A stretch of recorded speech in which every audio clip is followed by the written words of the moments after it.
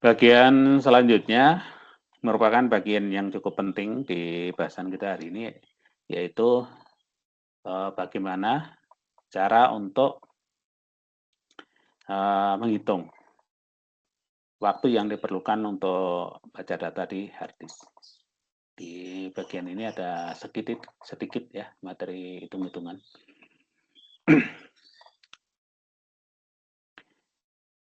Sebelum data di hard disk bisa dibaca, ada tahapan-tahapan yang harus dilalui.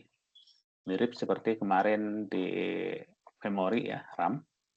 Sebelum sampai ke lokasi data yang dibaca, ada tahapan untuk menemukan lokasi atau alamat dari data yang mau dibaca.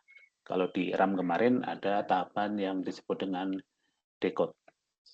Decode itu menerjemahkan bit-bit alamat dari data yang mau dibaca ya.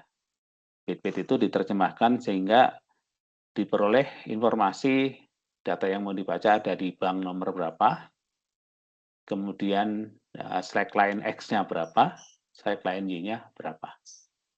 Jadi semacam koordinatnya. Kalau koordinatnya sudah ketemu, baru datanya dibaca. Nah, kalau untuk hard disk, tahapan yang baca data sendiri di sini, di data transfer ini. Ini artinya lokasi data yang mau dibaca sudah didapat. Baru bisa dilakukan baca data. Namun, sebelum lokasi ketemu, ada tahapan yang harus dilalui. Di sini ada yang disebut dengan tahapan rotational delay, ada set time, wait for channel, wait for device. Nah, apa itu wait for device? Tahapan ini adalah waktu yang diperlukan ketika ada program pengen baca data di hard disk, tetapi hard disk itu sedang diakses oleh program lain. Maka program itu harus nunggu sampai hard disk tidak diakses. Nah, itu waktu untuk nunggu hard disk bisa diakses. Berikutnya wait for channel. Ini contoh kasusnya di hard disk zaman dulu itu yang masih menggunakan PATA dalam mengaksesnya. PATA itu paralel ATA. Kalau sekarang udah SATA ya, serial ya. Serial ATA. Setiap hard disk satu kabel SATA. Kalau dulu waktu masih model PATA, jadi karena paralel, maka di situ akan terdapat puluhan kabel secara paralel, ya, bisa hampir 40 kabel paralel yang tersambung ke hard disk. Jadi bentuknya seperti pita lebar, ya, yang isinya hampir 40 kabel. Ya, kalian nanti ini bisa googling ya di internet seperti apa yang kabel hard disk yang dulu. Nah, di kabel yang paralel tadi, yang lebar tadi, biasanya bisa dipasang beberapa hard disk, ya, bisa lebih dari satu. Nah, ketika akan membaca, misalnya di situ ada dua hard disk A dan B ya. Ketika akan baca hard disk B, ternyata hard disk A itu sedang dibaca, padahal menggunakan kabel yang sama. Maka untuk bisa membaca hard disk B itu harus nunggu dulu sampai kabelnya itu sedang tidak digunakan. Nah, ini namanya wait for channel ya. Nah, kalau yang sekarang kan sudah pakai SATA, jadi masing-masing kalau ada hard disk berbeda ya bisa langsung ya jadi diakses ya. Setelah itu ada tahapan yang disebut dengan seek time. Seek time ini waktu untuk menuju track atau lintasan data. Kan tadi banyak lintasan ya. Nah, lintasan yang mana? Nah, itu kan harus dicari. Nah, waktu untuk mencarinya itu namanya seek time. Setelah lintasannya ketemu, tadi kita tahu bahwa dalam satu lintasan, satu track itu terdapat banyak sekali sektor. Jadi ada waktu lagi untuk mencari sektor yang mana, ya, untuk menemukan sektor yang mau dibaca. Nah, setelah ketemu sektornya berarti langsung bisa dilakukan baca data. Jadi ini tahapannya ya. Jadi ada waktu yang diperlukan. Nah, untuk kasus soal biasanya yang akan kita gunakan seek time sama rotational delay ini ya. Yang ini kita abaikan. Diabaikan dalam artian Bukan berarti nggak ada, tapi sebenarnya ada, cuma tidak kita masukkan dalam perhitungannya. Oke, itu tahapan dalam transfer data ya di hard disk. Nah, ini ada beberapa formula sederhana, tapi pesan saya jangan langsung menghafalkan formula, tapi gunakan juga logika. Seperti yang untuk perhitungan-perhitungan di bahasan memori, itu juga gunakan logika ya. Tidak harus 100% menghafalkan formula. Kalau logikanya benar, nanti juga bisa dihitung ya. Nah, yang pertama ini ada T sama dengan B per Rn. T itu adalah transfer time, ya, waktu yang diperlukan untuk transfer data. Di sini tidak termasuk waktu untuk menuju lokasi data ya. Tidak termasuk waktu untuk mencari lokasi data. Ini hanya murni transfer data saja. Nah, di sini B adalah jumlah data yang ditransfer atau dibaca ya. Makin banyak ya tentu waktunya makin lama. Dibagi dengan R itu kecepatan putaran. Jadi piringan tadi kan berputar ya. Makin cepat, tentu waktunya makin singkat waktu yang diperlukan ya. Kemudian N ini adalah dalam satu track tadi, berapa banyak data yang ditaruh di satu track. Makin banyak, maka waktunya makin kecil. Sedangkan waktu totalnya adalah terdiri dari 3 komponen ya. Yang pertama tadi, yang ini B per RN, ini baca datanya saja. Kemudian TS, ini waktu untuk mencari track. Dan R per 2, ini adalah rotational delay, rata-rata ya, average rotational delay. Ini waktu untuk mencari sektor. Jadi 3 komponen ini totalnya ya. Untuk memberi gambaran, contoh kasusnya, misalnya ada hard disk dengan spesifikasi seperti ini, average seek time. Nah, yang digunakan adalah average atau rata-rata ya. Rata-rata waktu untuk menuju track. Di contoh ini misalnya 4 milisecond. Kemudian kecepatan putaran piringan 7.500 putaran dalam 1 menit RPM ya. Kemudian satu sektornya menyimpan data sebesar 512 byte. Setiap track itu terdiri dari 500 sektor.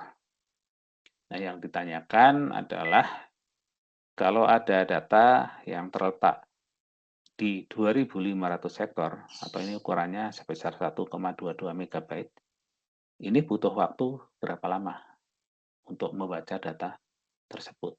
Itu pertanyaannya ya. Bisa dipahami kasusnya? Sabar. Nah, untuk contoh ini ada 2 kondisi. Yang kondisi pertama adalah data tadi itu terletak di lokasi yang berdekatan atau ngumpul ya, misalnya di 5 track yang berurutan. Sehingga nanti proses aksesnya kita sebut dengan sequential access, dalam artian ini berurutan aja. Dari satu track ke track berikutnya itu berurutan. Ini kasus yang terbagus ya. Kasus yang kedua nanti ini ekstrim, kebalikan dari kasus yang pertama. Karena di sini tidak ada 2 sektor yang berurutan, menyimpan data yang berurutan. Artinya pecahan-pecahan data itu letaknya sangat menyebar di sektor-sektor yang berbeda. Ini kondisi yang sangat random ya. Maka cara pengaksesannya jadi lompat-lompat ini ya. Random di sini artinya nanti lompat-lompat gitu ya, tidak berurutan. Nah, coba kita telusuri untuk kondisi yang pertama, di mana data terletak di lokasi yang berdekatan. Seperti yang diinfokan di soal, rata-rata seek time-nya dari diketahui 4 milisecond. Kemudian jumlah putarannya 7.500 putaran per menit. Sehingga kita bisa hitung berarti satu putaran butuh waktu berapa lama, ya. Kalau 1 menitnya 7.500, maka satu putaran butuh waktu berapa lama. Nah, di sini 1 menit tadi kita ubah jadi 60 detik, kita ubah lagi jadi milisecond, 60.000. Jadi dalam 60.000 milisecond ada 7.500 putaran, sehingga satu putarannya kita dapatkan 8 milisecond. Jadi untuk satu putaran memerlukan waktu 8 milisecond. Nah, yang kita gunakan untuk menghitung rotational delay itu waktu untuk menuju atau mencari sektor, itu adalah rata-ratanya. Dalam hal ini, satu putaran yang 8 milisecond dibagi 2, sama dengan 4 milisecond. Kebetulan ini angkanya sama-sama 4 ya, dengan average time. Kebetulan sama ini, nanti jangan bingung. Nah, kenapa dibagi 2? Ada yang tahu alasannya? Kenapa bukan dibagi 4, bukan dibagi 10? Kenapa bagi 2?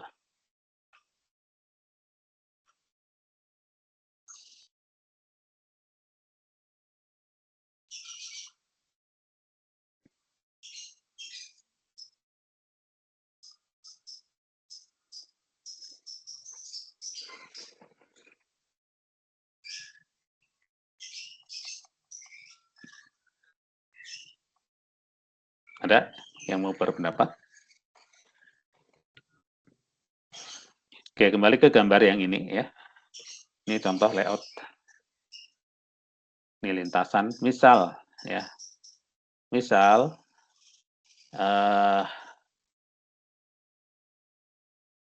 data yang mau kita baca itu ada di sektor ini ya. Ini letak data. Kemudian head itu posisi di sini, arah putaran ke sini. Head-nya itu tidak berputar, yang berputar piringannya. Maka kita lihat di sini, posisi head itu tidak di atas data yang mau dibaca. Terus data X ini kapan bisa ada di bawah head? Tentu setelah melalui satu putaran penuh. Nah, satu putaran tadi butuh waktu 8 milisecond ya. Jadi untuk kondisi seperti ini, setelah 8 milisecond, ini baru ketemu lokasi sektornya. Ya, ini kondisi yang pertama. Sebaliknya, kalau data yang mau kita baca ini, data Y ada di sini, apa yang terjadi? Ya otomatis dia langsung bisa kebaca karena head-nya ada di sini ya. Ini posisi head-nya nih. Dia langsung kebaca. Sehingga waktunya 0 milisecond. Nah, dari 2 ini, maka rata-ratanya ya kondisi terburuk 8 mili ditambah terbaik 0, ya bagi 2 ya. Sama dengan rata-ratanya 4. Ya, kira-kira seperti ini ya, kenapa bagi 2. Bisa ditangkap ya alasannya ya.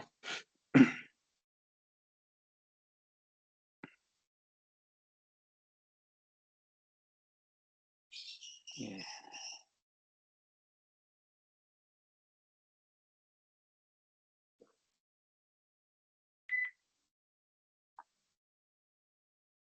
Jadi yang digunakan nanti rata-ratanya, rata-rata rotational delay. Ini untuk menuju sektor. Selanjutnya kita hitung untuk baca data saja dalam satu track. Satu track tadi atau satu putaran itu butuh waktu 8 milisecond. Nah, ketika data terletak di satu track penuh, berarti waktu yang diperlukan adalah ya sama dengan waktu satu putaran, 8 mili. Jadi, waktu untuk membaca data saja, satu track, satu lingkaran, itu 8 milisecond juga. Sehingga kalau kita gabungkan untuk membaca data track pertama, ya, tadi harus mencari lokasi tracknya 4 milisecond, kemudian mencari sektornya 4 milisecond, kemudian baca datanya 8 milisecond. Jadi 4 tambah 4 tambah 8, 16 milisecond. Ini untuk baca track pertama. Untuk track kedua bagaimana? Nah, karena data ini terletak pada track yang berurutan, maka perpindahan dari track 1 ke 2 itu kita abaikan waktunya, karena sangat dekat sekali ya, sangat kecil. Di contoh ini kita abaikan, dianggap 0 milisecond ya, 0 detik. Sehingga untuk track kedua, yang perlu dimasukkan dalam perhitungan adalah waktu untuk mencari sektornya saja. Kalau tracknya nggak usah nyari lagi. Sehingga untuk track kedua, 4 milisecond ini waktu rata-rata untuk mencari sektor ya, rotational daily average. Kemudian ini waktu baca datanya di track kedua. Jadi track kedua hanya butuh waktu 12 milisecond. Nah, di contoh kasus ini totalnya ada berapa track yang diisi data? Di info soal, ini ada 2.500 sektor. Ya. Kemudian satu tracknya 500 sektor, sehingga jumlah tracknya ya 2.500 ini dibagi 500 ya, sama dengan 5 track. Ini jumlah tracknya ya. Jadi ada 5 track. Nah, di sini track pertama ini 16, track kedua 12. Bagaimana dengan track 3, 4, 5? Itu sama seperti track kedua. Jadi track kedua sampai 5 itu sama waktu yang diperlukan. Sehingga totalnya adalah ini track yang pertama, ini adalah track yang kedua sampai ke 5. Sebanyak 4 buah, jadi 4 kali 12. Totalnya 64 milisecond atau 0,064 detik. Oke, sampai di sini bisa diikuti. Kalau ada pertanyaan, silakan. Bisa ya. Kita lanjutkan contoh yang kedua. Nah, ini sangat acak. Tidak ada dua sektor berurutan yang menyimpan data berurutan ya. Jadi setelah satu sektor diisi, lanjutan dari data berikutnya itu letaknya di sektor yang jauh ya. Sehingga harus dilakukan pencarian track lagi. Nah, sehingga perhitungannya menjadi sangat berbeda.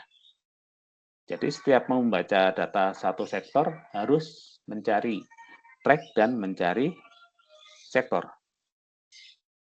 Nah, di contoh kasus ini, tadi diketahui rata-rata untuk mencari tracknya 4 milisecond dan rata-rata untuk mencari sektornya juga 4 milisecond.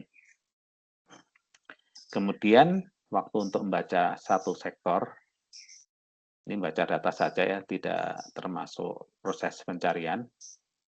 Karena satu track ada 500 sektor, berarti waktu yang diperlukan adalah 1/500 kali lama waktu satu putaran. Tadi sudah kita hitung 8 milisecond. Jadi untuk membaca data satu sektor itu butuh waktu 0,016 milisecond. Nah, kalau digabungkan dengan proses pencariannya, maka totalnya adalah average seek time ditambah rotational delay rata-rata ditambah waktu baca satu sektor, yaitu 4 mili, ditambah 4 mili, ditambah 0,016 atau sama dengan 8,016 milisecond. Ini hanya satu sektor. Karena totalnya ada 2.500 sektor, maka kita kalikan yang 8, sekian milisecond tadi, hasilnya 20.040 milisecond atau 20,04 detik. 20,04 detik. Bandingkan dengan yang di sebelumnya, contoh 1 ya, kasus 1 ini hanya 0,064 detik. sangat jauh berbeda. Padahal jumlah data yang dibaca sama, ya. Jadi kalau kalian mengalami merasa baca atau buka suatu file yang ukurannya sebenarnya nggak terlalu besar, tapi kok udah terasa sangat lama, itu bisa jadi file tersebut letaknya sudah acak di dalam hard disk, sehingga butuh waktu yang lama untuk mengumpulkan bagian-bagian dari file di hard disk. Jadi perlu diketahui bahwa ketika kalian nulis file di hard disk, itu belum tentu loh letaknya berurutan. Karena dalam perjalanan hard disk, itu yang tadinya tersedia banyak tempat kosong, ngumpul, lama-kelamaan tempat kosongnya itu tinggal sedikit, artinya terpecah-pecah. Yaitu ada file yang sudah dihapus, ada yang dipindah, itu kan meninggalkan tempat-tempat kosong ya. Nah, ketika ada file baru yang mau ditulis, dia juga menempati bagian-bagian yang tidak berurutan. Ya, jadi file itu akan dipotong-potong ya, sehingga bisa ditaruh di bagian mana saja di hard disk itu. Jadi kalau sudah merasa terlalu lama, ya mungkin saatnya kalian melakukan proses defrag ya di Windows itu ada toolnya ya untuk defrag hard disk. Tujuannya di situ adalah file yang tadinya terletak berserakan itu akan dikumpulkan. Sehingga tujuannya tentu untuk mempercepat akses. Oke, dari dua contoh kasus ini, apakah ada yang mau ditanyakan?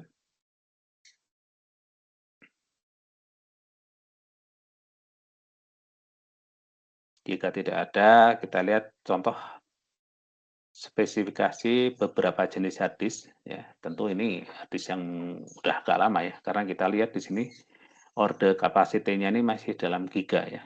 Kalau sekarang udah tera kan, ini masih giga. Nah, dari info yang cukup banyak ini, yang nanti kita perlukan untuk perhitungan adalah info tentang ini, average time-nya ini, kemudian putaran per menitnya, kemudian satu sektornya berapa byte. Biasanya itu yang kita perlukan ya. Info yang lainnya jarang kita gunakan. Walaupun sebenarnya perpindahan antara satu track dengan track berikutnya itu ada waktunya. Misalnya ini yang tipe Sigit Barakuda ini ya 0,8 milisecond. Ini yang 36ES 1 milisecond. Ini yang Cetah ya sesuai dengan namanya ini hanya 0,3 milisecond.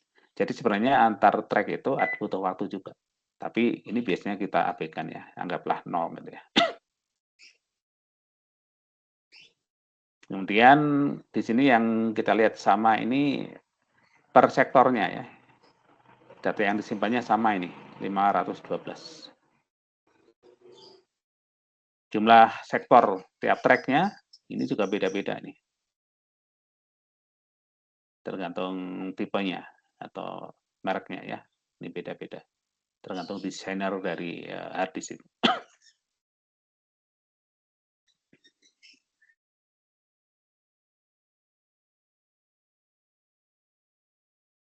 Oke, sampai di sini bisa diikuti? Bisa, Pak. Bisa, Pak.